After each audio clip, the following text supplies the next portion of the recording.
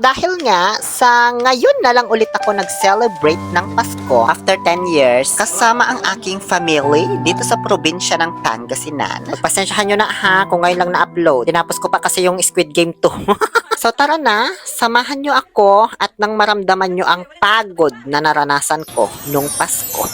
December 23, nagsimula na kaming mamalengke ng kapatid ko. Ang dami ng tao, Diyos ko, nasa 8 siguro, ganun yung nakita ko. Bumili na ako ng 3 pirasong malalaking manok. Dito syempre sa mga followers ko na nagtitinda ng karni sa public market. Ayan sila, Merry Christmas and a Happy New Year sa inyong lahat.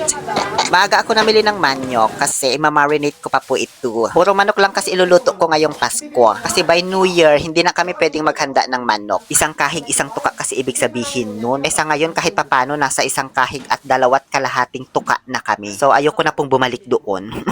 Bale, ito rin yung time kung saan nag-steam ako ng Homo sapien sapien. Sinabay ko na rin yung pag-marinate dito. Isang buong manok, pang air fry, tapos yung 2 hiniwa ko sa 6 na piraso para gamitin naman sa kabsa. Bawang, sibuyas, bay leaves, cause this is paprika, turmeric powder, pamintita, vetchin, melted butter, pates, asin kupong sing-sing, oyster sauce, liquid seasoning, pineapple juice, plain yogurt, and brown sugar. Yan lahat ng mga nilagay ko dyan pang marinate. Nasundan mo ba? O bahala ka na. At syempre, lalamas-lamasin mo yan at lalamutakin para manuot yung lasa. Pagkatapos ko siyang i-thigh massage, inacupuncture ko naman ngayon gamit ang toothpick. Ito yung modern way ng pagkukulam, ganon. Tinusok-tusok ko ng maraming beses para pumasok sa loob yung lasa. Pagkatapos kong kulamin ay tatakpan ko na ng makapal na aluminum foil. Nasa 6 inches yung kapal niyan. Wala kasi kaming cling wrap, kaya yan na lang, be. Buti na nga lang may natira pa akong full pagkatapos kong magbagong buhay. Ipasok na natin sa rape kasi bukas pa to iloload to. But ayaw man magsara. Masyadong malaki pala yung pinaglagyan kong planggana. Ipatayo ko kaya ito, ano? Bali, nilipat ko siya, nilagay ko sa 2nd floor. Kasi papangat yung mga lagayan doon sa pintuan niya. Kinagabihan, pagkatapos kong gumawa ng sapien, sinimulan ko naman ng magbalot ng mga panregalo. Bali, inuna ko na pong balutin itong pangregalo ko na tabo. Kasi sabi nila, swerte daw kapag meron kang bibigyan ng regalong tabo tuwing Pasko. Yes, kahit sino, dapat meron kang mabibigyan ng tabo. Kasi ang ibig sabihin niyan, karyausan mo'y inawa. Ganun yon. Hindi ko alam kung ano sa Tagalog yung karyaos bahala na kayo mag-explain sa iba. Basta yun na yun. O, diba hindi mo alam, kaya wala kang niregaluhan ng tabo ngayong Pasko. Okay na to, B. Hindi na siguro mahahalata nung pagbibigyan ko na tabo ang laman nito, ano? Sunod naman ay iniready ko na ang angpaw na ibibigay ko sa 2 kong jowa. Bale, tig-isa po sila ng credit card, activated na. Sky is the limit. Pero may validity, good for 3 months lang. Tig 3 months lang kasi kontrata namin. Nasa sa akin yon kung gusto ko pang i-renew, depende sa performance. Ano ba itong mga sobrang ito? Hindi ko kailangan sa buhay ko. Sunod naman na nilagyan ko ay yung mga ampap. Ampaw. Sounds like ampap kasi. Ew. Maampaw ka. Para naman na ito sa mga kamag-anak ko at mga inaanak ko. Bale, tig 50 lang sila dyan. Di man kasi sila ganun ka-importante sa buhay ko. Charot. At least malutong, diba? Tapos marami naman ang mabibili sa ngayon ang 50, no? Golden era na ano ba kayo?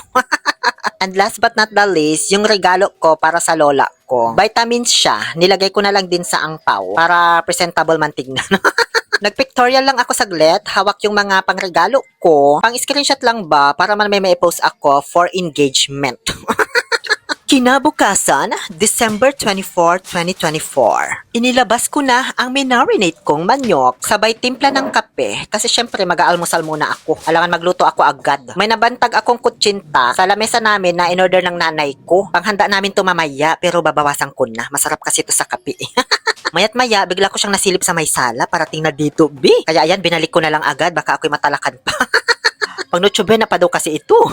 Pagkatapos kong magkape, nagpunta agad ako dito sa may ang ningning ng iyong mga matay na hanap ko sa barangay Taalang para bumili ng karne dito kina Giselle. Hindi namin to panghanda, kundi pananghalian namin. Kasi may mga inupahang nagtatrabaho sa bukid ngayon yung tatay ko. Diyos ko, bisperas ng Pasko puro bukid yung inaatupag. Kaya ayan, kinailangan ko munang magluto ng pananghalian nila. Bumili na rin ako sa kanila ng mga gulay kasi sasabawan ko lang yan para mabilis. Shout out na lang po sa inyong lahat. Maraming salamat po sa pag-giveaway na dishwashing liquid.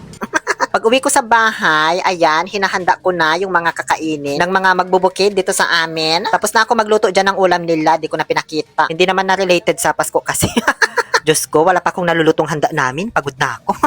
Akala nyo magluluto na ako? Hindi pa, B. Gumawa pa akong yelo kasi paubos na yung yelo namin. Importante kasi ito panglagay sa cooler ng tubig na dadalhin nila sa bukid. Ganun pala yung tamang pagbutnol ng yelo, guys, para mas mahigpit siya at mabilis tumigas. Kailangan mong mag-bend ng 180 degrees Celsius. Tama ba?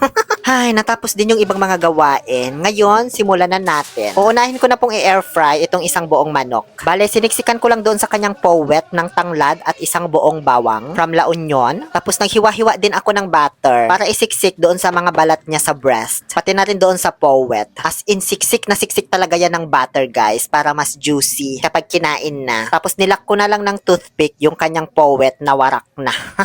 Gaya ng dati, tig 30 minutes sa 180 degrees Celsius, baliktaran. Tapos tig 10 minutes sa 200 degrees Celsius, baliktaran. Ganon yung timer ko sa pag-air fry. Habang nag-air fry ako ng manok, sinabayan ko na rin ng pagkain ng aking lunch. Kasi kapag hindi ako kumain ngayon, baka ako yung hindi umabot sa Noche Buena mamaya.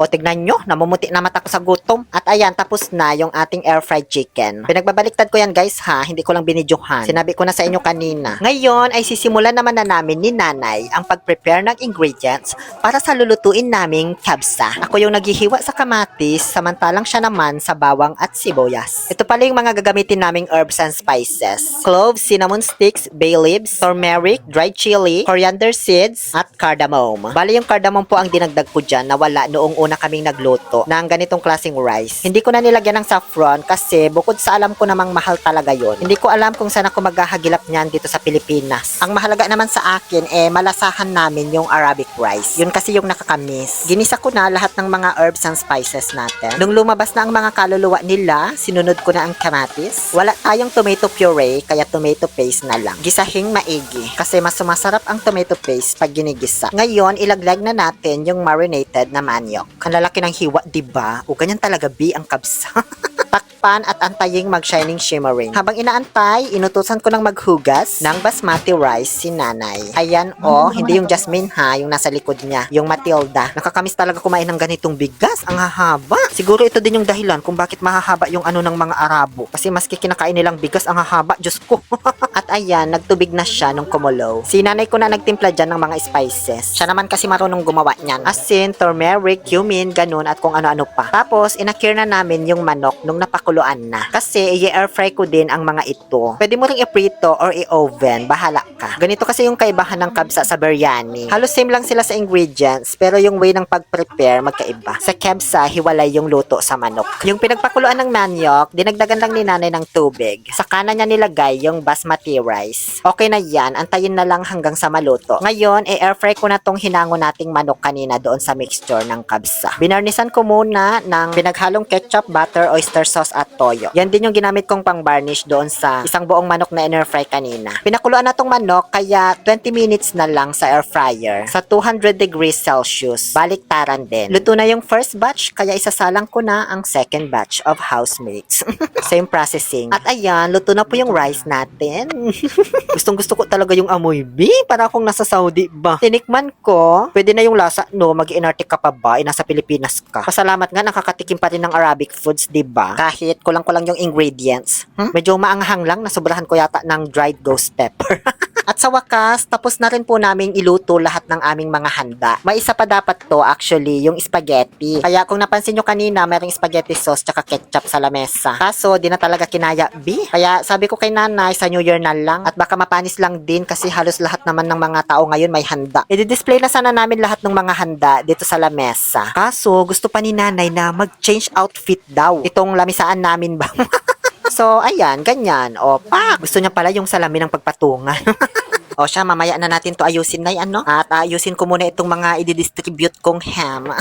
May mga nabili kasi akong murang ham kay Boss Chen Chen Doria. Order kayo sa kanya kung gusto nyo. O, ito na, ibigay mo sa kapitbahay natin para may kachismisan ka lagi tuwing umaga. Ay, saan mo dadalhin yan, Nay? Pwede mo namang iabot doon sa bahay nila mismo, ba't dyan pa? Maaga pa naman, kaya umalis muna ako para mag-distribute ng mga pamasko para sa mga hindi naman ganun kahalagang mga tao sa akin. Bale, inabutan ko si Auntie Maret ng ham at sa kanya ko na rin pala binigay yung tabo para kakarya o senday inawa. Ang hindi ko lang maintindihan sa part na ito, bakit man sila umiyak nung nabuksan na nila? Ano ba ito? Uy! La chara chara, la chara chara, la chara chara chara, la chara chara. Kaya wag mag-alala, ipikit ang yung mata, tana. Pahinga muna. Ganun yun, bumibigla talaga siya pag kinanta mo. Kaya wag Sunod ko naman na binigyan ng ham si Bai Marta kasi healthy ito na pagkain para sa kanila. And then of course, si Auntie Melda Vlog kasi siya po yung taga-distribute ng sticker ko sa may palengke. Iniiwan ko kasi doon yung mga sticker ko sa palengke nila. Si Crystal naman yung nakakuha ng isa sa mga angpaw na mayroong lamang 50 pesos. Oh, ayan, mag-hi ka. Tapos si Auntie Lolly Vlog, 50 pesos worth of angpaw. Alam niyo, sa totoo lang, wala akong balak mag-video habang namimigay nitong mga angpaw kasi hindi man kalakihan tong halaga na binigay ko. Kaso, mapilit man talaga sila, binabidyohan ko daw. Lalo na tong si Auntie Lolly Vlog, Diyos ko. Buti na lang may picture kami ni Axel habang binibigyan ko din siya ng 50 pesos worth of angpaw. Kaya ayan, naisama ko. Wala pang Noche Buena pero magsisimula na kami. Kasi yung tatay ko nagpaparanom sa bukid. Sakto, umuwi na siya nung mga oras na to. Kaya sinamantala ko mag-vlog at mag-picture habang kompleto kami. Binuksan at inislice ko na yung queso de bolia. Parang edam cheese lang din pala ito. Uy, napaninda ko sa Saudi. Kaso mas masarap yun, syempre. Pagkatapos ay inislice ko naman yung ham na paninda ko pa rin sa Saudi. Diyos ko, hindi na ako natantanan ng mga paninda ko. Para tuloy akong nagtatrabaho pa dito.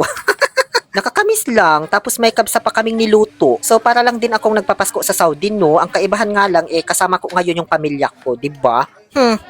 Ang ganda lang nung kilalabasan ng aking preparation para sa Pasko ngayong 2024. Bukod sa kasama mo na yung pamilya mo, andun pa rin yung essence ng trabaho mo at lugar na pinagtrabahuhan mo, diba? So, hanggang dito na lamang po ang aking Christmas celebration here in Pangasinan together with my family after 10 years. Ay, ang haba ng vlog, Diyos ko. Napagod ako, hindi lang sa pagluluto, kundi pati sa pag-voice over. Tapusin nyo to ha, nanggigigil ako. Maraming salamat po sa panunood. Muli, ito po ang inyong Happy Pill Oliver Castro na nagsasabing maligayang Pasko at maligo bago magbagong taon. No to toxicity, let's make people happy. Paano naman kaya sa New Year nito, Diyos ko?